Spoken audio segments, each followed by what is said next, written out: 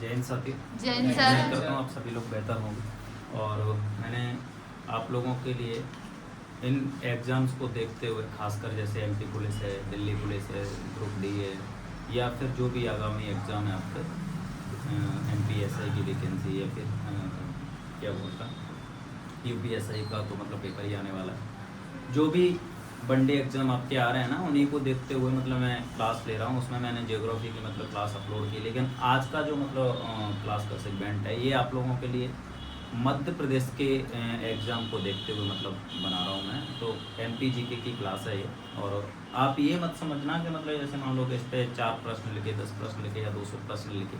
फर्क इससे पड़ता है कि इन्हीं प्रश्नों से आप अपने पूरे सब्जेक्ट को कंप्लीट कैसे करोगे। ठीक है, चलो देखते हैं फिर। लिखा हुआ है मध्य प्रदेश के पहले राज्यपाल कौन थे। तो मध्य प्रदेश के जो पहले राज्यपाल है ना, उनका तो जो नाम है ना वो है पट्टाभी सीतारमैया। लेकिन अब बात ये है यहाँ पे कि ये जो प्रश्न लिखा हुआ है ना, मध्य प्रदेश के प्रथम राज्यपाल, तो मध्य प्रदेश का प्रथम राज्यपाल तो मैंने डायरेक्टली मतलब यहाँ पे मतलब बता दिया आप लोगों को। लेकिन अगर मान लो कि उसमें पूछा जाता है मध्य प्रदेश के प्रथम मुख्यमंत्री कौन थे, मध्य प्रदेश के प्रथम विधानसभा अध्यक्ष कौन थे, मध्य प्रदेश का पहला आईएएस कौन था, पहला आईपीएस कौन था, पहली महिला मतलब जज कौन थे, या मध्य प्रदेश के प्रथम मुख्य न्यायाधीश कौन थे, या प्रथम में से कोई भी प्रश्न आता है तो वो आप लोगों को हैंडल करना पड़ेगा। और मेरा मतलब सिर्फ इतना सा है कि आप लोगों के लिए मैं जैसे प्रश्न छोड़ देता हूँ, तो अब आपको करना क्या है, आप लोगों को आंसर देना है कमेंट बॉक्स में कि मध्य प्रदेश के मुख्यमंत्री पहले ये थे, मध्य प्रदेश के पहले विधानसभा अध्यक्ष ये थे, ठीक है, वर्तमान में ये हैं। प्रथम और वर्तमान ये पूरी की पूरी लिस्ट आप लोगों को मतलब देखनी है, और देखने के बाद मतलब कमेंट बॉक्स में डालना है। मैं क्यों बोल रहा हूँ कमेंट बॉक्स में डालने के लिए, आप चीज़ों को याद कर लोगे। लेकिन बात ये है कि जब आप लोग लिखते हो ना, तो लिखने के बाद क्या वो पक्का माइंड में सेट हो जाता है कि हमने ये लिखा था कमेंट में। और कमेंट में लिखा था, जब आपके पास ऑप्शन में आएगा तो वो लगेगा नहीं टिक आपसे, 100% टिक लग जाएगा, क्योंकि आपने तो वो लिख रखा है, तो आप बता दोगे। ठीक है, उसके बाद प्रश्न लिखा है नर्मदा नदी का उद्गम स्थल कहाँ है। भाई नदियों से प्रश्न मतलब तो क्या बोलूँ, चाहे तो वो पेपर मध्य प्रदेश का हो, या फिर वो मतलब चाहे कोई भी सेंट्रल गवर्नमेंट ऑर्गेनाइज करा रही हो, लेकिन नदियों से प्रश्न तो आएंगे ही आएंगे। तो खासकर चलो देखो, हम मध्य प्रदेश की बात कर रहे हैं, तो नर्मदा नदी है ना, इसको मध्य प्रदेश की जीवन रेखा बोला जाता है, मध्य प्रदेश की सबसे बड़ी और लंबी नदी है। इसका उद्गम स्थल जो पूछा गया है, तो ये मेकल पर्वत श्रेणी में से एक जगह है अमरकंटक, और अमरकंटक से इसका उद्गम स्थल है, अमरकंटक से ये निकलती है। और सिर्फ यही नहीं निकलती, इसके साथ 2 अन्य नदियाँ भी निकलती हैं। उन 2 नदियों के नाम आप खुद कमेंट बॉक्स में डालोगे, मैं क्यों मतलब डालूँ, है ना। तो नर्मदा नदी भारत की, मध्य प्रदेश की नहीं, मतलब भारत की सबसे लंबी नदी है, जो कौन सी साइड मतलब बहती है, पश्चिम की साइड, है ना। बाकी मध्य प्रदेश की सबसे बड़ी और लंबी नदी तो मैंने बोल ही दिया है इसको, लेकिन आप कमेंट बॉक्स में बताना भारत की सबसे बड़ी और लंबी नदी कौन सी है। ठीक है, उसके बाद देखो मध्य प्रदेश की सबसे बड़ी जनजाति, तो मध्य प्रदेश पूरे भारत में सर्वाधिक जनजातियों वाला प्रदेश है, मतलब सबसे ज़्यादा जनजाति मध्य प्रदेश में मतलब निवास करती हैं। तो मध्य प्रदेश की सबसे बड़ी जनजाति भील है। मध्य प्रदेश की सबसे बड़ी जनजाति कौन सी है, भील है।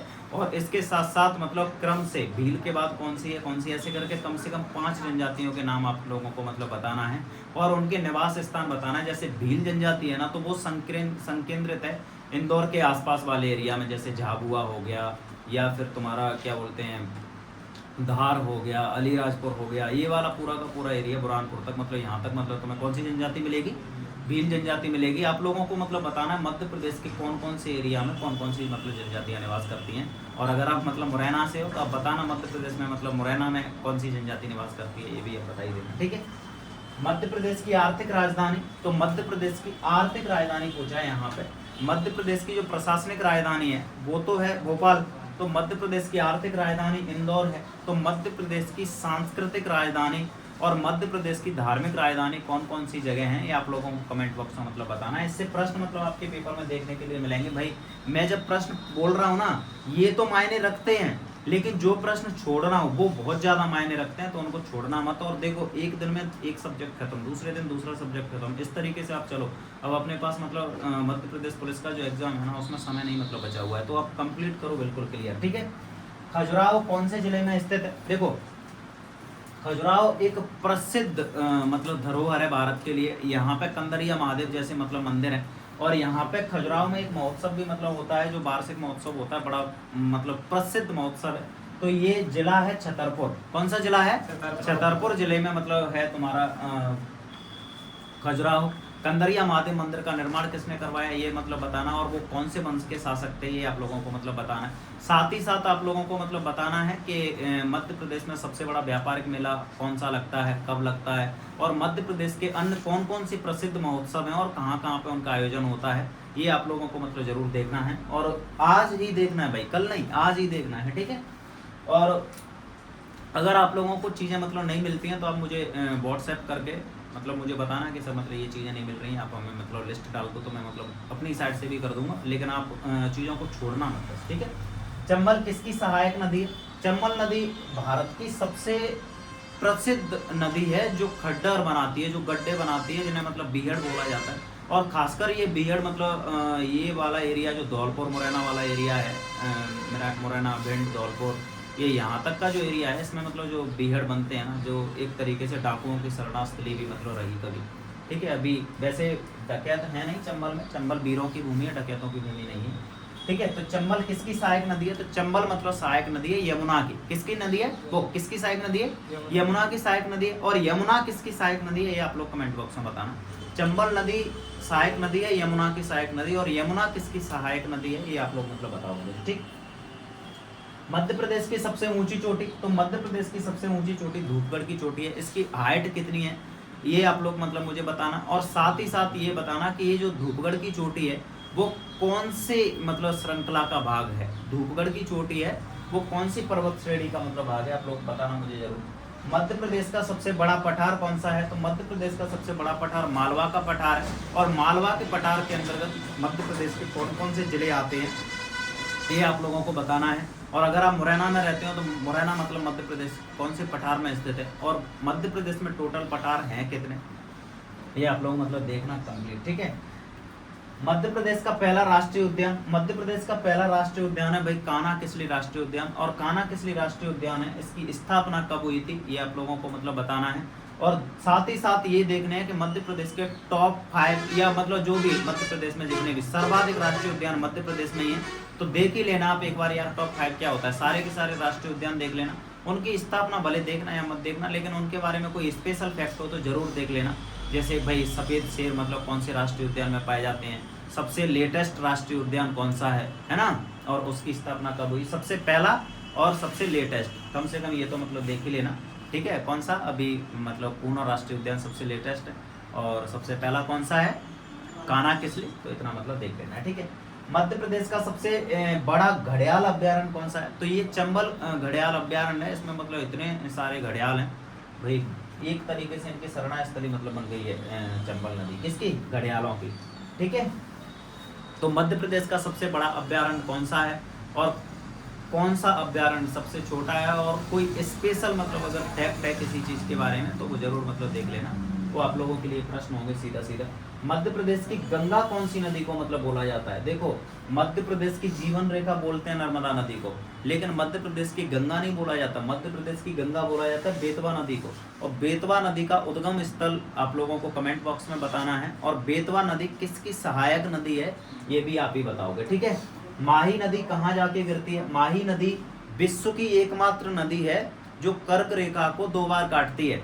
मैं कुछ बोल रहा हूँ भाई अच्छे से, माही नदी है ना, माही नदी, महानदी नहीं, महानदी कहाँ बहती है ये भी आप लोग कमेंट बॉक्स में बताना। ये माही नदी है ना, तो माही नदी विश्व की एकमात्र नदी है जो कर्क रेखा को 2 बार काटती है, और माही नदी गिरती है तुम्हारी खंबात की खाड़ी में। कहाँ गिरती है, खंबात की खाड़ी में। इसका उद्गम स्थल कहाँ से होता है ये आप बताएंगे, ठीक है।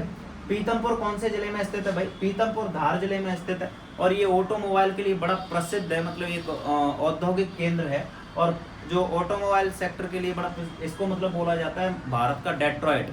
और डेट्रॉइट अमेरिका की एक प्रसिद्ध सिटी है जो कि ऑटोमोबाइल सेक्टर के लिए प्रसिद्ध है, इस वजह से पीतमपुर को क्या बोला जाता है, भारत का डेट्रॉइट। और पीतमपुर काय के लिए प्रसिद्ध है, ऑटोमोबाइल सेक्टर के लिए।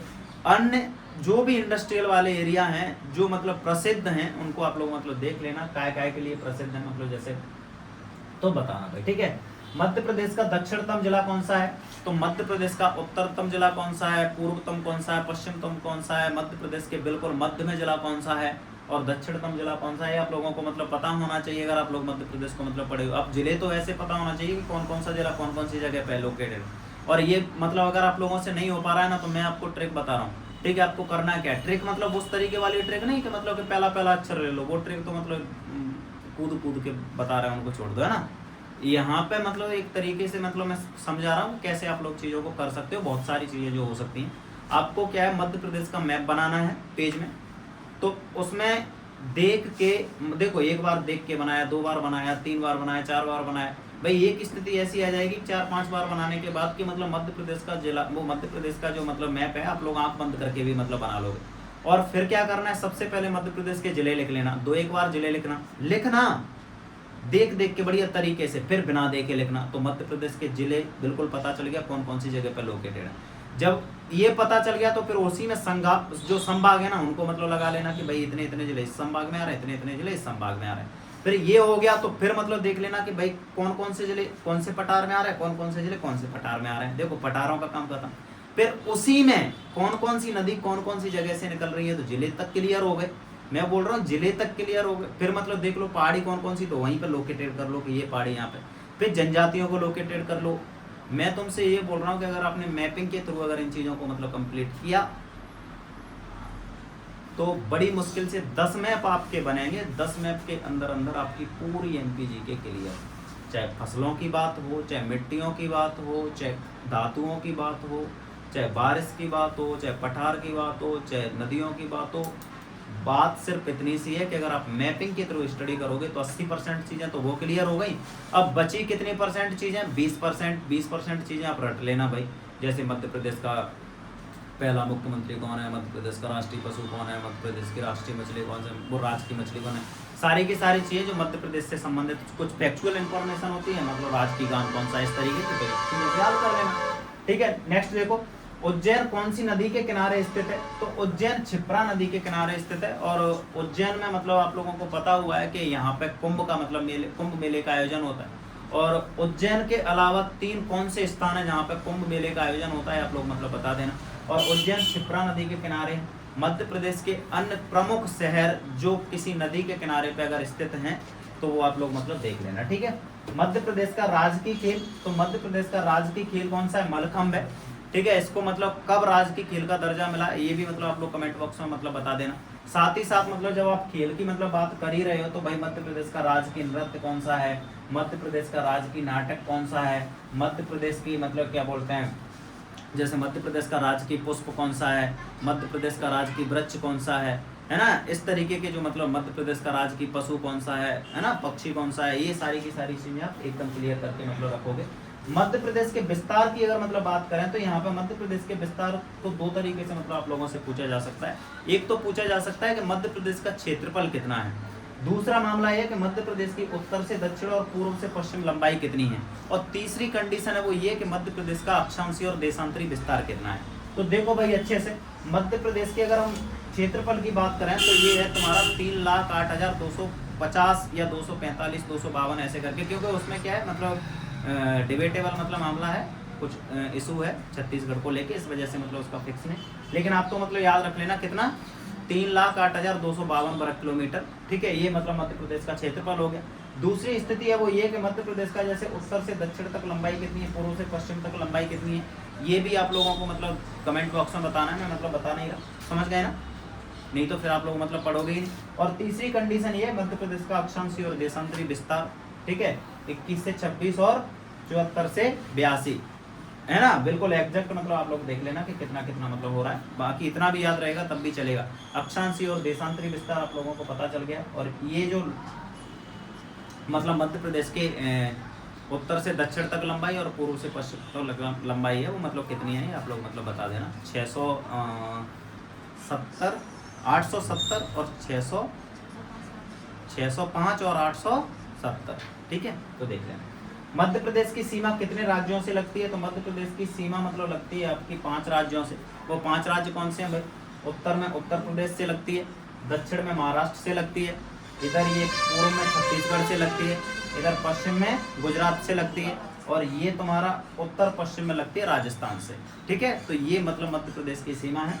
ठीक है, झाबुआ कौन से संभाग में आता है, तो झाबुआ तुम्हारा मतलब आता है कौन से संभाग में, झाबुआ आता है तुम्हारा इंदौर संभाग में। किस में आता है, इंदौर संभाग में, और कौन कौन से संभाग में कौन कौन से जिले आते हैं वो आपको मैपिंग के थ्रू मतलब करना, मैंने बताया आप लोगों को, ठीक है। चने का सर्वाधिक उत्पादन है ना, चने का सर्वाधिक उत्पादन विदिशा में होता है, ठीक है। सरसों का सर्वाधिक उत्पादन कहाँ पे होता है, गेहूं का सर्वाधिक उत्पादन कहाँ पे होता है, सोयाबीन का सर्वाधिक उत्पादन कहाँ पे होता है, धान का सर्वाधिक उत्पादन कहाँ पे होता है, और कौन कौन सी फसलों का उत्पादन कहाँ कहाँ पे मतलब सर्वाधिक होता है, ये आप लोगों को मतलब देखना पड़ेगा। मैंने बोला मैपिंग के थ्रू करना, चीजें क्लियर हो जाएंगी एकदम, ठीक है। मध्य प्रदेश का मध्य प्रदेश में सबसे ज्यादा मिट्टी कौन सी मतलब पाई जाती है, काली मिट्टी पाई जाती है, जलोढ़ मिट्टी पाई जाती है, लेटेराइट मिट्टी पाई जाती है, मतलब कौन सी मिट्टी है जो मध्य प्रदेश में सबसे ज्यादा पाई जाती है, तो काली मिट्टी सबसे ज्यादा पाई जाती है। और अब आप लोगों को देखना ही है कि मतलब कौन कौन सी मिट्टी है, उसका एरिया कौन सा है, मतलब मध्य भारत के पठार में कौन सी मिट्टी है, मालवा के पठार में कौन सी मिट्टी है, दक्षिण में कौन सी मिट्टी है, बुंदेलखंड या बघेलखंड, बुंदेलखंड या बघेलखंड